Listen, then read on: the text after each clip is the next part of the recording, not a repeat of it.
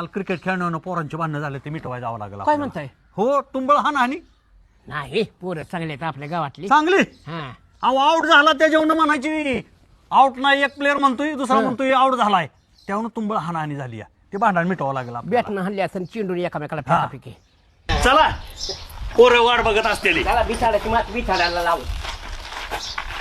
ए नको झालंय बाळू जग ना, मरणाचं ऊन, टेम्परेचर 50 पर्यंत पोचायला लागलेला का, उकाड्याने जीव हैराण झालाय. अरे ही आपलं कारण बसे लोक ह्याला कारण लोक येते नासावून आलता एक जण मला भेटायला परवा, नासावून आलता त्याची बिवायकडे जत्रा होती. जेव्हा म्हणला मला आणि तेव्हा तो सांगत होता बाळासाहेब तुमचे इथं इतकं उकाडतं या ह्याला तुमची लोक कारणीभूत आहे म्हणले, आमच्याकडे थंडी पडली म्हणले बर्फ पडतोय. आता तो म्हणला वातावरणात झाडं कमी असल्यामुळं हिमोग्लोबिन वाढले. मग कोण जबाबदार आहे त्याला?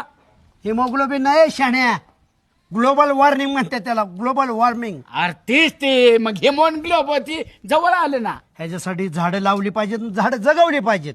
हे बघ बाळू, गावातलं मॅटर झालाय. काय जी तू लोक बोंबालतय वायरमॅन बिल मागतोय, वायरमॅन बिल मागतोय. अरे मला सांग, एवढी गरमाई आहे, पंखा जर बंद असला तर मसाला नको होतंय, काही घडू शकतं. त्याला दम काढाय ना. अरे मी घरी नसलो की नेमकं येतंय, पैसे राहिल्यात पैसे राहिल्यात पैसे माझं दिसतंय.